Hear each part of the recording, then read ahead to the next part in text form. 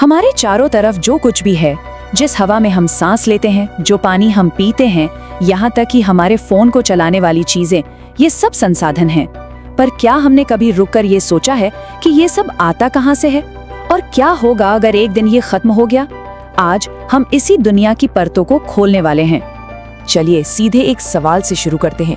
जरा सोचिए, अगर कल सुबह हम उठें और पता चले कि दुनिया का सारा तेल खत्म हो चुका है, तो हमारी जिंदगी कैसी होगी? हमारी गाड़ियां, हमारी फैक्ट्रियां, हमारी रोजमर्रा की जिंदगी, सब कुछ कैसे चलेगा? ये सवाल हमें एक बहुत ही आम धारणा पर दोबारा सोचने पर मजबूर करता है। हम अक्सर मान लेते हैं कि ये जो संसाधन है, ये तो प्रकृति का दिया हुआ एक मुफ्त का तोहफा है। पर क्या सच में ऐसा है? इसका सीधा और साफ जवाब है नहीं। ये एक बहुत बड़ी गलतफहमी है। असल में संसाधन मानवीय गतिविधियों का एक नतीजा होते हैं। वे हमें मिलते नहीं, हम उन्हें बनाते हैं। अच्छा, तो ये होता कैसे है? देखिए, इसकी पूरी एक प्रक्रिया है। कहानी शुरू होती है हमारे पर्यावरण में मौजूद चीजों से।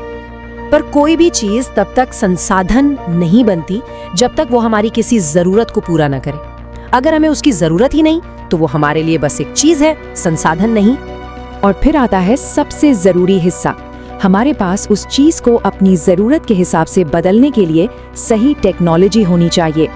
और सिर्फ टेक्नोलॉजी होना ही काफी नहीं है, वो हमारे लिए सस्ती और सुलभ भी होनी चाहिए, वरना वो चीज एक संभावना बनकर ही रह जाएगी।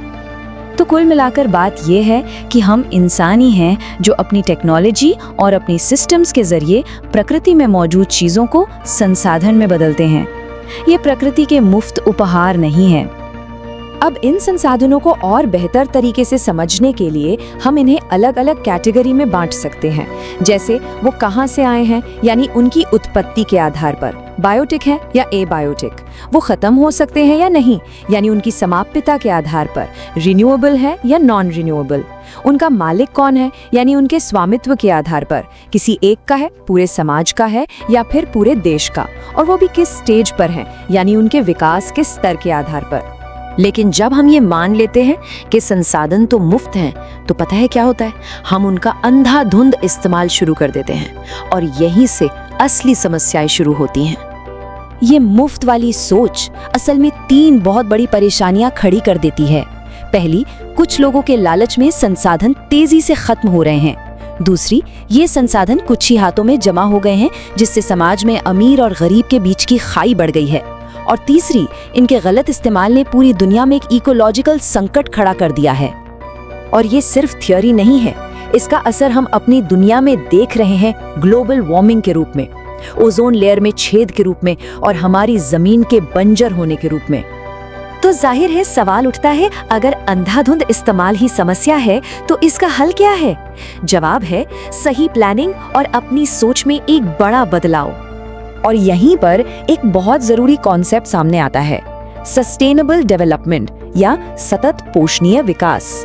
इसका मतलब बहुत सीधा है, विकास ऐसा हो जो पर्यावरण को नुकसान न पहुंचाए और आज हम अपनी जरूरतों को इस तरह पूरा करें कि आने वाली पीढ़ियों को कोई समझौता न करना पड़े।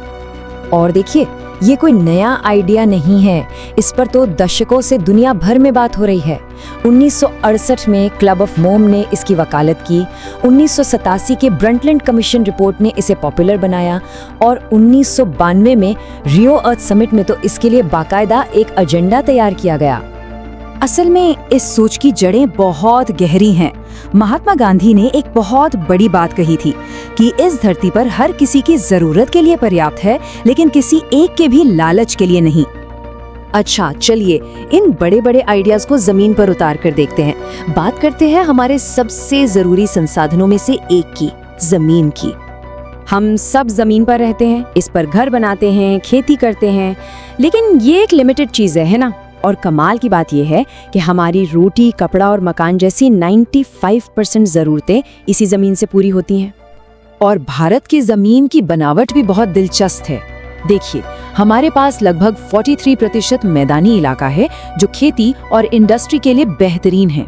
लगभग 30% हिस्से पर पहाड़ हैं और 27% पठारी इलाका है जहां खनिज और जीवाश्म ईंधन भरे पड़े हैं। लेकिन एक चिंता की बात भी है, जब हम जंगलों की बात करते हैं तो एक बड़ा गैप नजर आता है।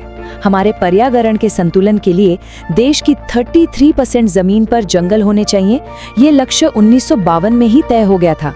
पर असलियत में हम इससे काफी पीछे हैं। और जमीन के ऊपर होती है उसकी सबसे कीमती परत, मिट्टी, मतलब सॉइल।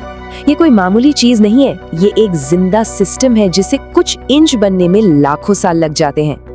तो यहाँ एक तरह की खींचतान चलती है। एक तरफ है मृदा अपरदन यानी सॉइल इरोजन, मतलब मिट्टी की ऊपरी परत का कट कर बह जाना। ये जंगलों की कटाई, गलत तरीके से खेती करने जैसी वजहों से होता है। और दूसरी तरफ है वो तरीके जिनसे हम इस कीमती मिट्टी को बचा सकते हैं। तो सवाल ये है कि हम इस जमीन को खराब होने से बचा कैसे सकते हैं? इसके कई तरीके हैं। हम ज्यादा से ज्यादा पेड़ लगा सकते हैं, चराई को कंट्रोल कर सकते हैं, खनन पर लगाम लगा सकते हैं और फैक्ट्रियों के गंदे पानी को साफ करके ही बाहर छोड़ सकते हैं। तो आज की पूरी बातचीत का सार क्या है? वो ये है कि संसाधन हमें यूं ही नहीं मिल जाते, उन्हें बनाया जाता है। और इसीलिए उनका भविष्य इस बात पर टिका है कि हम आज क्या कदम उठाते हैं। और ये हमें एक बहुत ही अहम सवाल पर लाके छोड़ देता है, जिस पर हम सबको सोचने की जरूरत है कि आने वाली पीढ़ियों के लिए इन संसाधनों को बचाने की जिम्मेदारी आखिर है किसकी।